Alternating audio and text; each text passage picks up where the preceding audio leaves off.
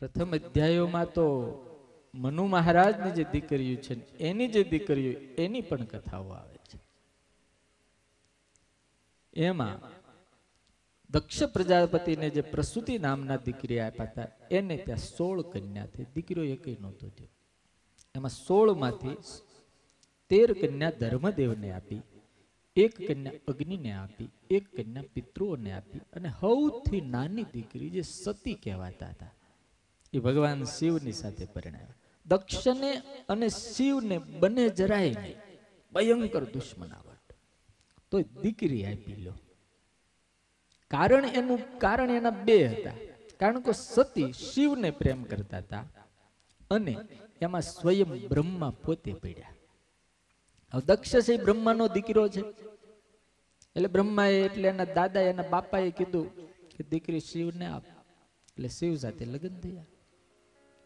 મૈત્રી કહે છે કે વિદુર, હવે બધાને ત્યાં સંતાનો થયા પણ શિવને ત્યાં સંતાન ન થયું અને દીકરી એના બાપના ઘરે જઈ અને એના બાપના યજ્ઞમાં બળીને મરી ગયા. એટલે વિદુરજીએ પ્રશ્ન કર્યો કે આ જગતમાં ઘણી જગ્યાએ એવું સાંભળ્યું છે કે બાપ દીકરાને ન બને પણ સસરાને જમાઈને ન બને, એવું તો ક્યાંય સાંભળ્યું જ નથી. કેવી વિચિત્રતા છે, લ્યો કયો તમે. એ ઘણા જુવાનના તો હાહુ અને હાહરાના ફોટા રાખે છે યાર. હા, મા બાપના ન રાખે.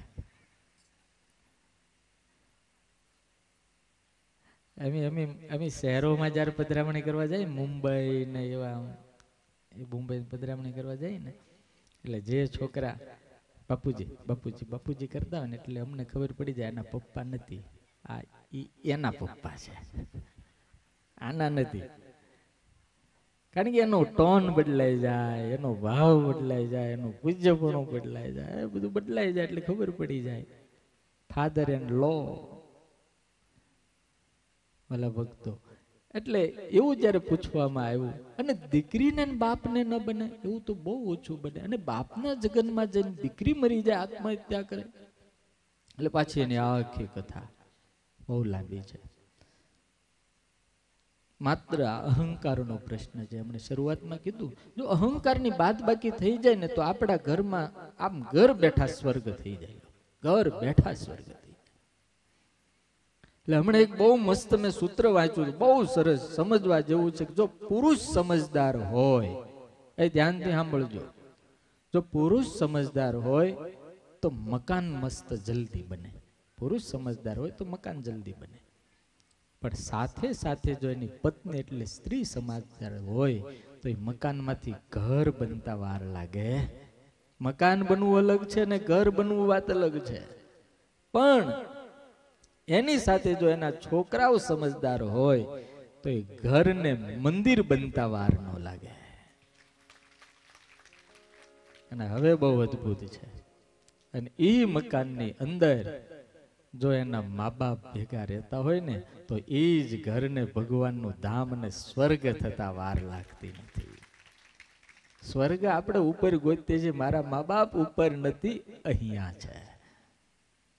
નાનું એવડું ઘર હોય, બંને જણા રહેતા હોય, નાના બે છોકરા હોય, એક બાજુ મા બાપ પણ હોય, અને એટલું સરસ મજાનું વહાલ, પ્રેમ, સ્નેહ, લાગણી, કોક આપણી રાહ જોતું હોય.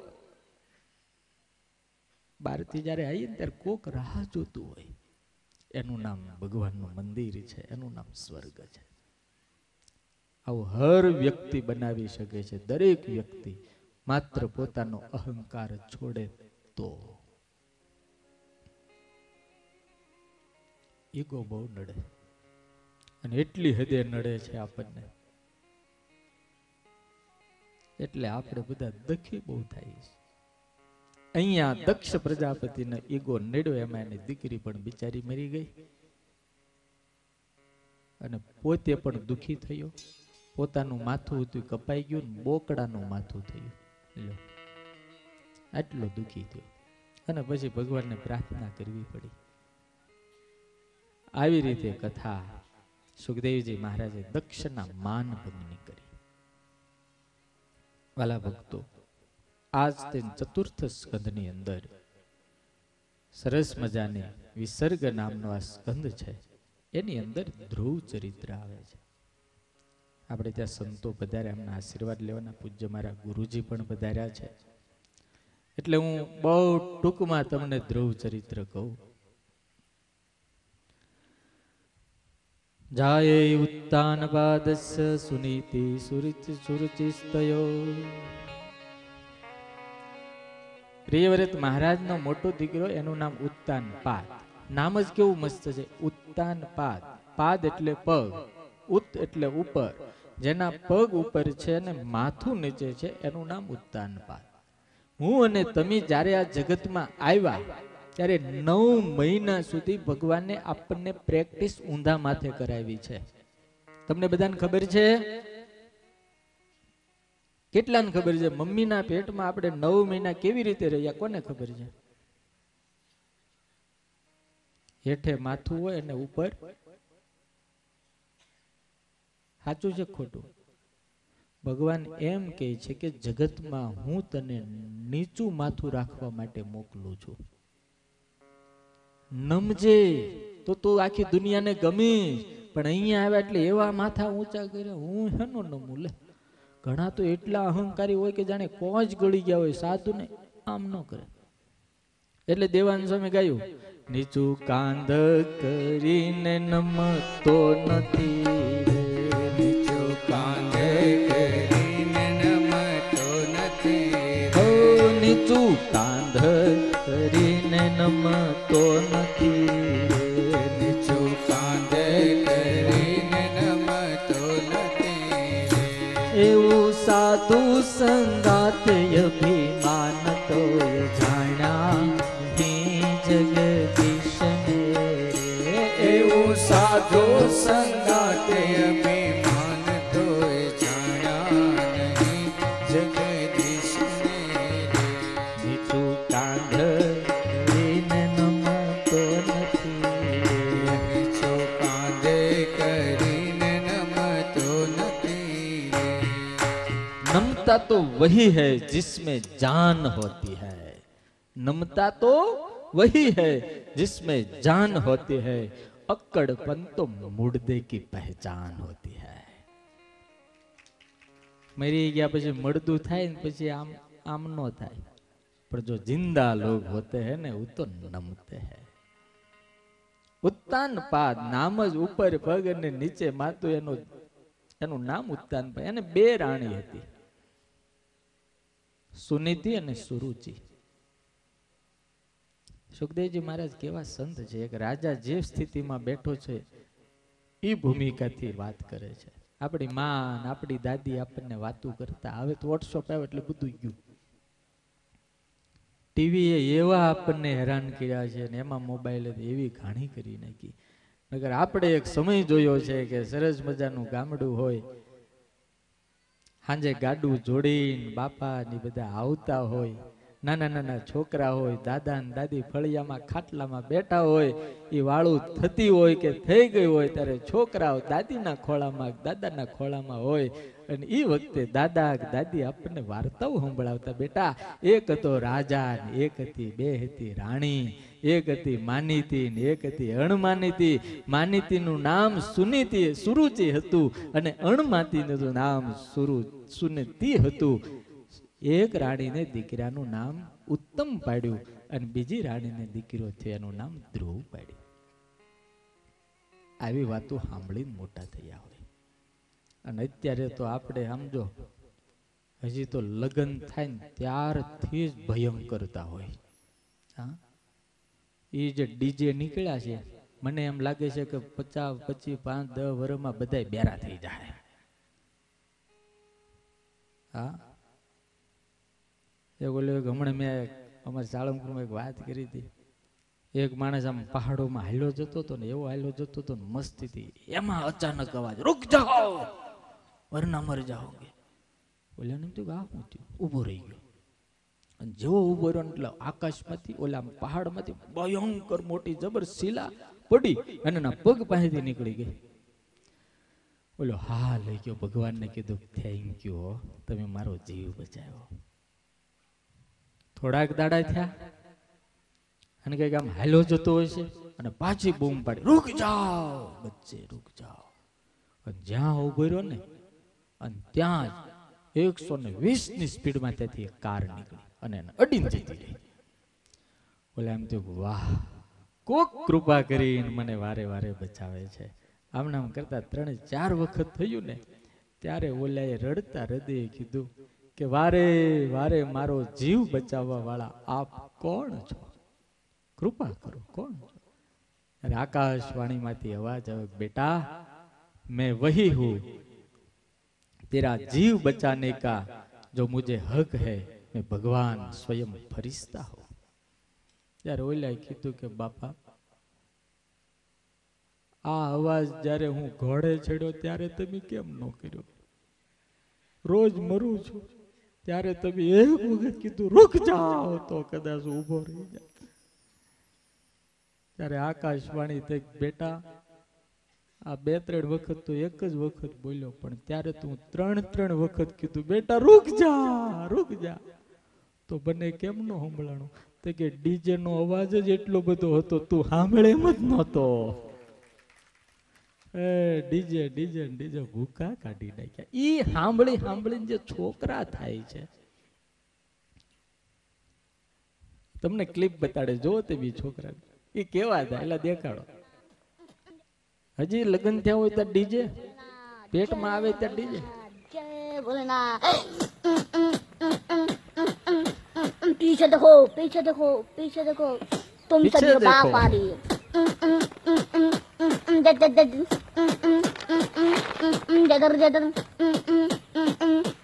जय भोलेनाथ, जय भोलेनाथ. ये तो रहेगा लेकिन, ये तो रहेगा लेकिन, ये तो रहेगा लेकिन. આમાં આનો કઈ વાંક છે? એ વાંક આપણા મા બાપ, આપણી પરિસ્થિતિઓ અને અત્યારે જે સમાજ અને જે વ્યવસ્થાનું સર્જન કર્યું ને એનો છે. એક સમય હતો કે દીકરો પેટમાં આવે એટલે સાસુ એને કહેતી કે બેટા હવે તારે બીજી ચિંતા કરવી નહીં, આ રામાયણ વાંચ, ભાગવત વાંચ, ભગવત ગીતા વાંચ, ભક્ત ચિંતામણી વાંચ. અને ઈ વાંચીને જે છોકરા થયા હોય ને એ છત્રપતિ શિવાજી થાય, એ મહારાણા પ્રતાપ થાય, એવા મહાન ભક્તો થાય. કાલે પૂજ્ય સ્વામી મને અહીંથી માતાજી લઈ ગયા હતા અંબા માતા. મને કે 1 જ કિલોમીટર છે. મેં કે હાલો તાર આપણે યાત્રા કરીએ. પણ આમ મને જે વાત કરી એને આટકોટના ઇતિહાસની, આ આટકોટની ધરતીની અંદર તો સુરવીરતાને દાતારી પડેલી છે ભાઈ. ઈ જાનબાઈ, અહીંયા જાનબાઈ, એના કારણે તમે આખું ગામ સુખી છો.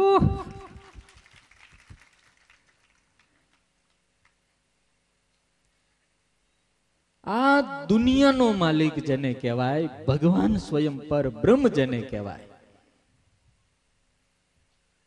આજ ગામનું એક રતન વીરમાઈ માં પરણીને જ્યારે વીરપુર ગયા જલારામ બાપાના ઘરે, અને વિશ્વનો માલિક વિશ્વંભર જ્યારે ભીખ માગવા આવ્યો કે કઈક આપો,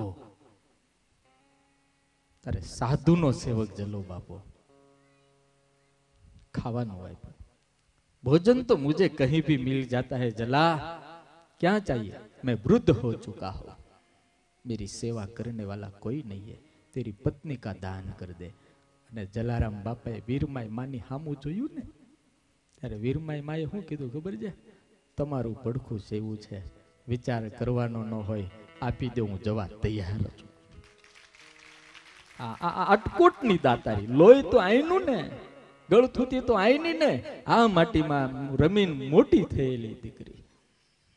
મને આજ કહેવા દો કે વીરમાઈની માની પગલે પગલે પણ ઠાકોરજી હાલી નો ગયો. તાપ લાગ્યો એ સતીનો તાપ, ઈશ્વરથી સહન ન થયું અને જોડી અને દંડો વીરમાઈને આપી અને ભગવાન બહિર્ભૂમિ જવાના બાને ભાગી ગયો. કાળા માથાના માનવીમાં તાકાત ઓછી નથી, શક્તિ છે, સામર્થ્ય છે. અરે મને એમ કહેવાય દો, ઈશ્વરને પણ પોતાનો દીકરો બનાવવાની તાકાત આપણામાં છે. દીકરીઓને નોકર બનાવી દે, ભિખારી બનાવી દે. આ કાલ હવારનો ઇતિહાસ છે, આ કઈ લાંબો નથી. અંબા માતાને પણ ઠેઠ જુનાગઢ થી એમ કેવું પડે, ઓલા લખાણ ને લખા ફૂલાણી એમ કેવું પડે, હવે છે ને બાપ તું આયા નહીં આવતો, હું તારી પાછળ પાછળ આવું છું. આ તાકાત આપી. વિચાર તો કરો તો. જેમ તેમ માણસ નથી, પણ આપણે આ સંસ્કાર ગયા ક્યાં? શું કરીએ છીએ? ઉત્તાનપાદ ને એક માનીતી ને એક અણમાનીતી રાણી. ધ્રુવ હતા એ સુનીતિના દીકરા હતા. એક દિવસ એના બાપના ખોળામાં બેસવા માટે ગયા. ઉત્તાનપાદે આમ હાથ કર્યા, આવો બેટા. પણ બાજુમાં ઓલી બેઠી હતી, ઈર્ષાળુ બહુ હતી. અને જેનામાં ભગવાને થોડીક વધારે હળદર નાખી દીધી હોય ને, અને જો સંસ્કાર હારા ન હોય ને તો આખા ઘરની ઘાણી કરે, કોઈને હક ન લેવા દે. और वो तो जोरू का गुलाम हो ही जाता है ऐसे ही. આમ જહાજ કિરાંદા ઓલી બોલી, હાથ આમ કર્યો, એ આ ખોળામાં બેસવાનો તારો અધિકાર નથી. કેમ? मैं राजा का बेटा नहीं हूं. अरे राजा का बेटा नहीं, तू तो एक दासी का बेटा है. અને સાંભળ છોકરા, તારે આ રાજાના ખોળામાં બેસવું હોય, એક બાજુ ઉત્તમ બેઠો તો એનો છોકરો, આ ખોળામાં બેસવું હોય તો જંગલમાં જા, તપ કર, ભગવાનને પ્રસન્ન કર, અને ભગવાન પ્રસન્ન થાય તો મારા પેટે જન્મ માંગ, પછી આ ખોળામાં બેસવા મળે. આવી હાકલ, સત્તા અને અહંકાર, સુંદરતાનો. અને ધ્રુવને બીજું કઈ વાંધો ન, ખોળામાં ન બેહવા દીધા વાંધો ન આવ્યો, પણ પોતાની માને દાસી કીધું ને, એને હાડો હાડ વ્યાપી. ક્ષત્રિયનો દીકરો છે ભાઈ. રડતો રડતો મા પાસે ગયો, પણ એની મા મહાન છે, અતિ મહાન. એને સરસ સંસ્કાર આપ્યા, બેટા તારી માએ કા ખોટું કીધું છે. બીજી બાઈ હોય ને તો એમ કે ગાડી એવી જ છે ને આવી છે ને નકામી છે ને, એને તો કાળો તો હડી જાય ને, તો રગડે અને બોરિંગ કરી, આવું બોલે. પણ સુનીતિ એટલી સરસ વાત કરી, બેટા તારી માએ તો સત્ય વાત કરી, ભગવાનનું ભજન કર, તપ કર, અને તપ કરીને ભગવાનને પ્રસન્ન કર, ભગવાન આપણો ઉદ્ધાર કરશે. ધ્રુવજી તપ કરવા માટે નીકળી ગયા. 5 વર્ષની ઉંમર છે. ભગવાન નારાયણે નારદને કીધું, નારદ જા, ચેલો હારો જે મળ, મંત્ર આપ, દીક્ષા આપ, એને વિધિ સમજાવ. નારદજી આવ્યા, નારદજીને જોતાની વેત દંડવત કરવા માંડ્યા. ધ્રુવજી ખોળામાં બેહારીને પૂછે છે, બેટા ક્યાં જાજો? તો કે તપ કરવા. અરે ભલા માણા, મોટા મોટા ઋષિઓને ભગવાન નથી મળ્યા, તું પાછો વળ. હાઈટ ક્યાં ઉડી જાય છે, જીવ નીકળી જાય તોય નથી મળતા. નીકળી ઘરે જા, જાનો મનો જંગલ જોયું છે કેવું હોય? તપ કેમ થાય ખબર છે કે કાંઈ ખબર નથી, પણ મારે જવું છે. મને 2 માં ને 1 પિતાના આશીર્વાદ છે, અને ત્રીજી સંત રૂપી મારા ગુરુ રૂપી તમે, તમારા મને આશીર્વાદ છે, એટલે મને ભગવાન મળવાના. અરે મોટા મોટા નથી મળ્યા. નાનો એવડો ધ્રુવની અડગતા જોઈને નારદજીને એમ થયું કે ના, ધન્ય છે આ છોકરાને. એટલે નારદ ધ્રુવજીએ એક સહજ પ્રશ્ન પૂછ્યો, જેને જેને ભગવાન નથી મળ્યા એને તમે મળ્યા હતા? તો કે ના, હું નહોતો મળ્યો. હે નારદજી સાંભળી લો, જેને નારદ જેવો સદગુરુ મળી જાય ને, એને ભગવાનને મળવું પડે, મળવું પડે, મળવું જ પડે. સંત છે ને એ પરમાત્મા સુધી જવાનો દરવાજો અને સીડી બધું જ છે. નારદજીએ મંત્ર આપ્યો, ઓમ નમો ભગવતે વાસુદેવ, મધુવનની જગ્યા બતાવી, આવી રીતે તપ કરજે. અને ધ્રુવજીએ ફક્ત 5 મહિના તપ કર્યું. કેટલા? 5 મહિના. પહેલા મહિનાની અંદર ધ્રુવજીએ બોરા ખાધા, બીજા મહિનામાં સૂકા પાન ખાધા, ત્રીજા મહિનામાં જળ પીધું, ચોથા મહિનાની અંદર 1 કાતરા જળ પીવું, 1 દિવસ નિર્જળ ઉપવાસ કરે, અને 5મા મહિનાનો પ્રારંભ કર્યો ખાલી વાયુ ભક્ષણ કરીને. 5 મહિના પૂરા થયા, ખાલી શ્વાસ લે, ખાવા પીવાનું કાંઈ નહીં. એક પગે ધ્રુવ ઉભા રહે. 5 વર્ષનું નાનું એવડું બાળ જે પગ ધરતી ઉપર રાખે ને, ધરતી ઈ બાજુ નમી જાય. 24 કલાક પછી એક પગ બદલે, એટલે આ બાજુનો પગ જ્યારે રાખે ત્યારે ધરતી આ બાજુ નમી જાય. આટલી તપશ્ચર્યા થઈ. ધ્રુવજીના શરીરમાંથી તેજ તેજ અને અગ્નિની જ્વાળાઓ ઉઠી, અને એમ કહેવાય છે સ્વર્ગ સુધી પહોંચી ગઈ. દેવરાજ ઇન્દ્ર એને વિઘ્ન કરવામાં બાકી કાંઈ ન રાખ્યું, પણ અડગ ધ્રુવ હતા. સુખદેવજી મહારાજ કહે છે, હે રાજા, 6ઠા મહિનાનો પ્રારંભ થયો, ભગવાનની મૂર્તિ સિદ્ધ થઈ ગઈ. આ આખી મૂર્તિ ધ્રુવજીના હૃદયમાં દેખાવા માંડી અને એ વખતે ધ્રુવજીએ મૂર્તિને ધારણ કરી અને પ્રાણવાયુ એટલે શ્વાસ લેવાનું બંધ કરી દીધું. અને જ્યાં શ્વાસ લેવાનું બંધ કર્યું, ધ્રુવજીએ ભાગવત બોલે છે કે તમામ પ્રકૃતિનો શ્વાસ અને પ્રાણવાયુ બંધ થઈ ગયા. અને પ્રકૃતિનો પ્રાણવાયુ બંધ થઈ ગયા એટલે પક્ષીઓ, વૃક્ષો, જળ, નદીઓ, બધું પાણી સ્થિર થઈ ગયું. સત્યલોક અને સ્વર્ગની અંદર દેવતાઓ ગુંગળાવા માંડ્યા કે પ્રાણવાયુ કેમ મળતો નથી. દોડતા દોડતા દેવતાઓ બ્રહ્માના શરણે, બ્રહ્મા બધા દેવતાઓ ભગવાન નારાયણના શરણે, પાહીમામ પાહીમામ પાહીમામ. ભગવાન કે શું છે? બ્રહ્મા ને ઇન્દ્ર કે પ્રભુ, મધુવનની અંદર એક નાનું એવડું બાળક તમારી આરાધના કરે છે, જો તમે એને દર્શન દેવા નહીં જાઓ તો સમગ્ર સૃષ્ટિનો નાશ થઈ જાય, વિનાશ થાય. અરે ભગવાન નારાયણ એટલું બોલ્યા કે હે બ્રહ્મા, હે દેવરાજ, હું એને દર્શન દેવા નહીં જાઉં. અને હે ઠાકોર, જો તમે દર્શન દેવા નહીં જાઓ તો સમય પહેલા સૃષ્ટિનો વિનાશ થઈ જાય. ભગવાન કહે હે બ્રહ્માજી, હે દેવરાજ, હું એને દર્શન દેવા નહીં, પણ આજે હું ધ્રુવજીના દર્શન કરવા જાઉં છું. ભગવાન આવા શબ્દો બોલે ને, દર્શન કરવા જાઉં છું. ધન્ય છે એની માને કે જેને આવા દીકરાને જન્મ આપ્યો. ભગવાન નારાયણ પ્રગટ થયા ધ્રુવજીની સામે. વેદની રૂચાઓ બોલાય છે. ચતુર્ભુજ નારાયણ સામે પ્રગટ થયા. ધ્રુવજી આંખ ઉગાડતા નથી. ભગવાને મૂર્તિને ખેંચી લીધી. ધ્રુવજીની આંખ ઉઘડી ગઈ. આંખ ઉઘડી એટલે સામે પ્રભુને જોયા, ચરણમાં વંદન કર્યા, મસ્તક ટપાયા.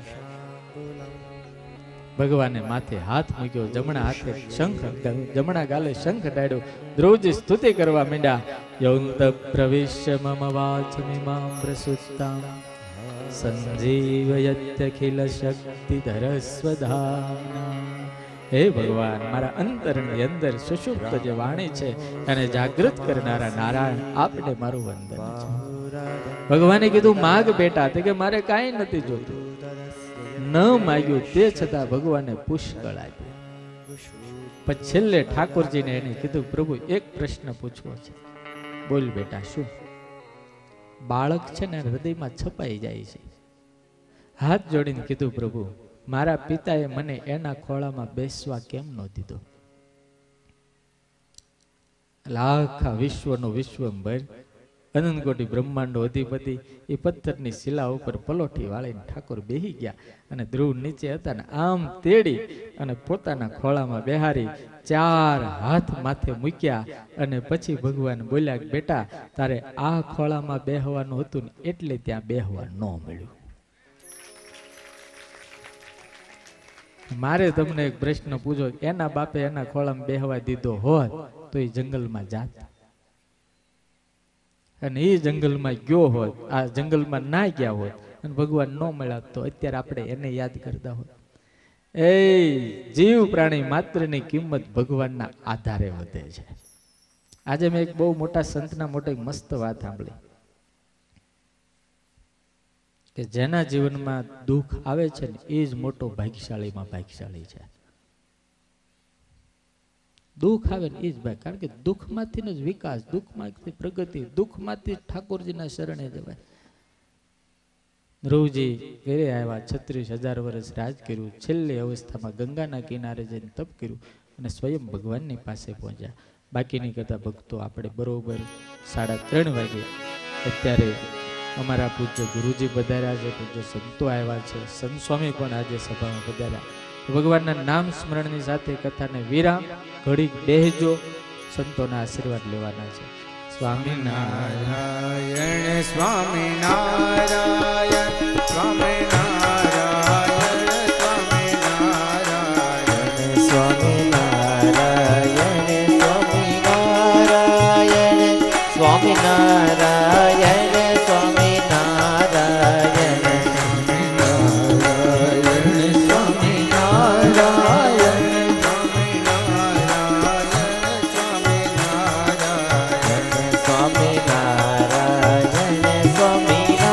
के साथ स्वामिनारायण स्वामिनारायण